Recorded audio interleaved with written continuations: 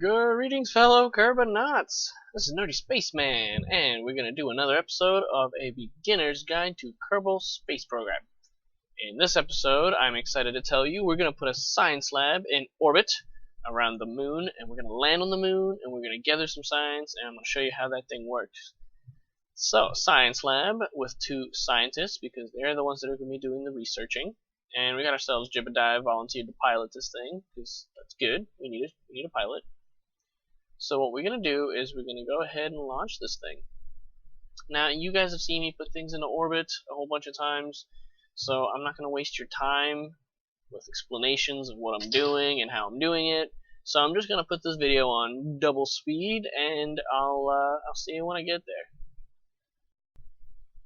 So you can't really tell in 16 times speed, but this is an extremely heavy rocket, so I had to have a very high angle of attack, and I staged pretty quickly.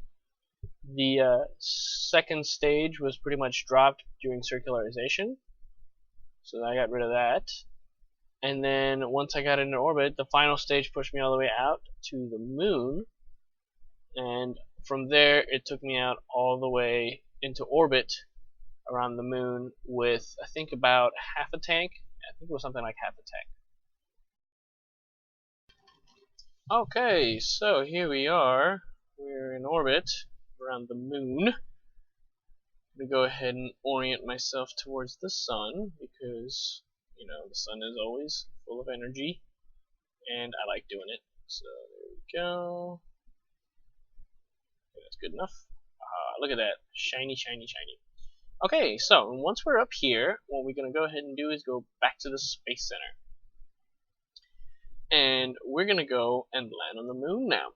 So we're going to go ahead and get our Onyx Mark II, and instead of the engineer, we need our scientist. Make sure we get our scientist. We're going to go ahead and launch. Now, before we forget, we do have some extra science in here. Oh god, oh jeez, why is this happening? Why is my rocket blowing up? That's not good. That's not good.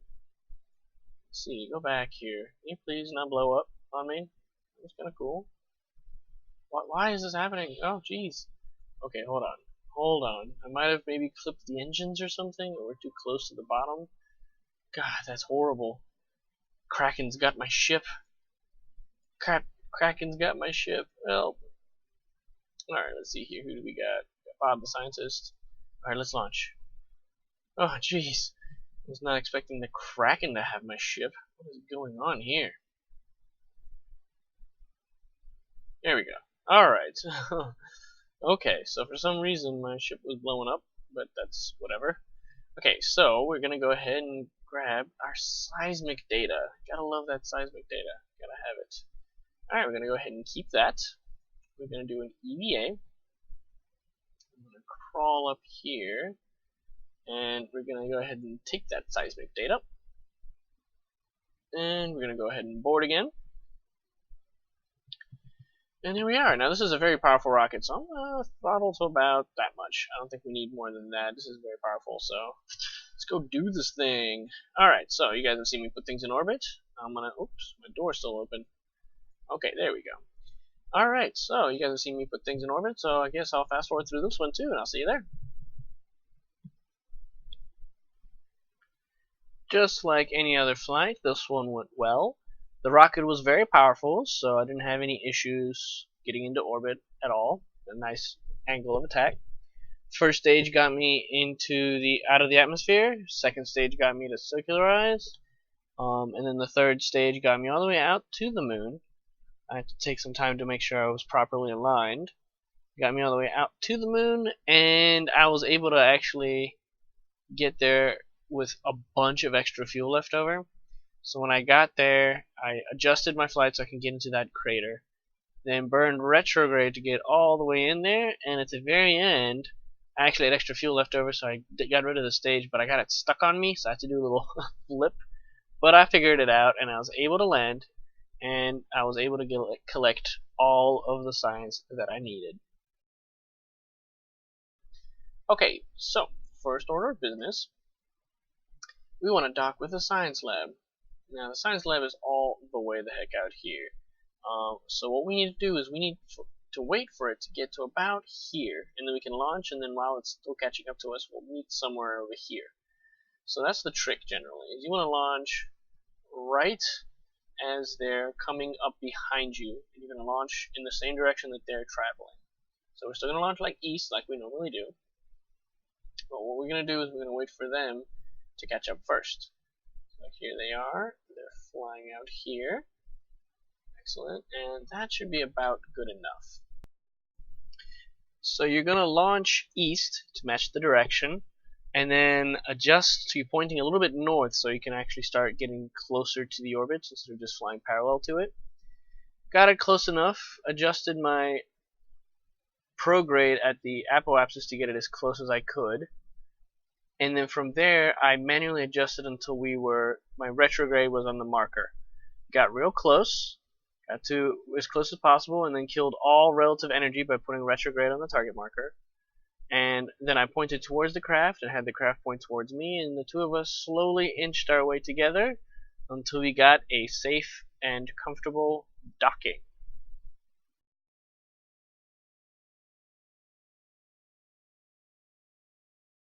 Okay, so here we are. We've aligned ourselves vertically. I'm going to get Bob and I'm going to do an EVA, and he's going to take all the science. He's going to take all these experiments. He's going to let go. Okay, he's going to turn on my lights here, the L key, and see where I'm going. He's going to shimmy his way up, slowly and carefully, over to the science lab. There it is. There's a science lab. He's going to grab on, and he's going to right click on the science lab, and he's going to store all of the experiments there.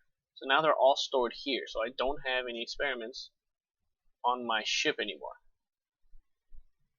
And that's going to be quite alright, because I'm going to go shimmy my way back down again. There we go. Good, good.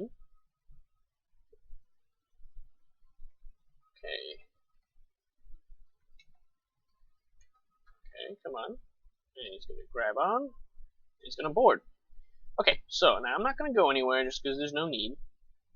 I'm going to show you how the science lab works. Okay, so we're going to right click on it, and you're going to see review data. There's data in the science lab now. It's not here because they're not here. It's not in this pod. It's not here. It's all in here. It's in the science lab. So we're going to review the data. You click on that, and it's going to give you the list of all 10 experiments that I have. So I'm going to start, I guess, with the first one. Either way, I don't know. Okay, so this one, there it is, first one. Crew report from the moon's east crater. So that gives me an extra 25 science. You can see this new button here. So that's going to give me that's going to give me 25 data. So it's 20 science, but it's 25 data. So this 20 science is what I recover when I return it. It's also got a 100% transmission rate, which is awesome. So when I do process, you'll see here that it's got science per day, and it's got a data. So there it is. I got 25 data in here, and the rate is this much science per day. And I can start researching, and it's going to slowly deplete the data and convert it into science. And it's going to be some multiple of it. So like one data here is going to be like, I don't know, like 5, I think, something like that. It depends on how far away you are from Kerbin. So it's going to turn it. So there it is, 0.1, and I still haven't even lost any of this yet. So slowly depleting this, and it's much quickly, growing this. So now that I've uploaded it, that button disappears, and what I can do is I can transmit it for 100% of the data. So I think I'm going to do that. So I'm going to go ahead and transmit my 20 science, and it's going to transmit it. You can see here, starting transmission. It opens up this little panel here. Let me turn on the lights. Opens up the little panel here, and when it's done, it closes it. Now I've got one less science. So same thing here. I'm going to process it. It's going to upload it into the science lab. And you can see here it's draining my battery, so it's pretty significant. Like I put a lot of batteries in there. It's draining it, and it's slowly uploading the data. Now the more data it has, like this is 100 points, it's going to take some time to load it into the science lab. So what it's doing is it's storing it as data, and then you can then transmit it or do whatever you're going to do with it. Okay, so come on now. Here we are, and it is done. You can see here this increased, the data increased. Now this, it gives me less transmit data, so I'm not going to transmit it, I'm just going to go ahead and keep it. It's going to keep a physical copy in here. And I'm going to move on to the next one. 125, that's a lot. It's a material study, so I'm going to go ahead and load it up. Here it is. This one's going by a little bit quicker. And you're going to do this each experiment one by one. You're going to keep track of how much data you have stored into it, because there's going to be a limit on how much you can do. Okay, so here it is, almost 100. Here we are. And again, this has got less than 100% transmit, so I'm going to go ahead and keep that data. It takes us to the next one. So it gives us 100, which is awesome. I'm going to go ahead and do that. It's going to take a while to load up. That's alright. And we're going to do this bit by bit by bit. And as you can see, as we get more and more data in here, the signs per day increases, which is good. We want that to be as high as possible. So we want this data to be topped off. Now, it tops off pretty quickly because it's only 500 signs, so it's not going to take long to fill it up with everything. So, you know, it's okay. We'll come back to it later. We can always keep the data in here, just collect it at a later point. So, here we are. There we go. And again, I wouldn't recommend transmitting it. We'd be losing the sign, so we're going to go ahead and keep that. And this one's 40. Go ahead and start researching that. And bit by bit, you're going to collect all these things. You're going to fill up this section over here. Collected it, not 100%. Keep it. Okay. This is atmospheric pressure. Go ahead and scan that.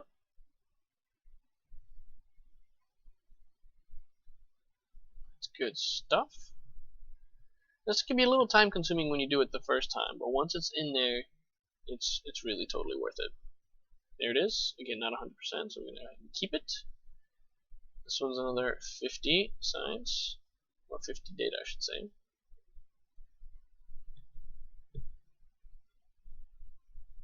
Here we go. Uploaded.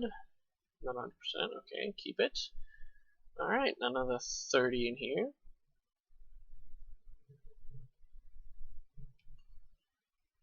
Perfect. There we go. Now the cool thing about this one is it's got a 100% transmission rate. So let's transmit it.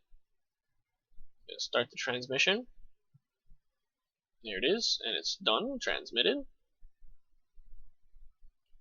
Okay, it takes us to the next one. Now this one's 150, and we don't have enough room for 150. So let's go check out the other one.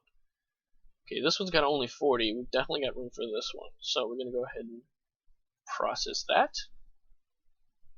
It's a quick process. And the cool thing about that one is it's also 100% transmittable. Cool. So let's transmit that as well. It's going to start a transmission. It's going to open up the little radio dish, upload it. Sweet success. Okay, so here we are. This is, I don't have room for this sign, so I'm going to have to keep this data here. Now what that means is as this gets depleted over a long period of time, it's gonna get room for this to be processed. Once we're able to process it, and we've processed every single experiment, we can come back, take the experiments out of this, and then proceed to return them for the extra signs as well, while this is still processing. So for now, we're just gonna go ahead and keep the data. So what's going on now is we have this data being transmitted into science, as well as research experiments in the inside of this thing here. So there's 7 bits of data in here, one of which still needs to be processed. We can return the data, but it's not wise until you process everything to get the most use out of the research station. So we're going to leave all of the science in here to collect it at a later date. We've transmitted what we could, and the rest of it is going to get processed. So you can see here we're gaining science. When this gets close to 500 or whatever, at any point, you can go ahead and transmit science. And what that does is it depletes this pool here, because if this is 500, and it's like for every one of these you get something like 5 science points, you can fill this up 5 times for one full set of data. So you got to come back every now and then and transmit the science back home. So that's what it's going to do. It's going to transmit science by big chunks at a time. So you can essentially multiply one visit by a whole bunch of science, and it gives you like multiple trips. And the cool thing is you just leave it here. It just does what it's going to do. You can just forget about it. It's going to keep doing it. You just got to check up on it every now and then. And that's it. So anyways, that's excellent. I'm very happy about that. I'm going to go ahead and time warp.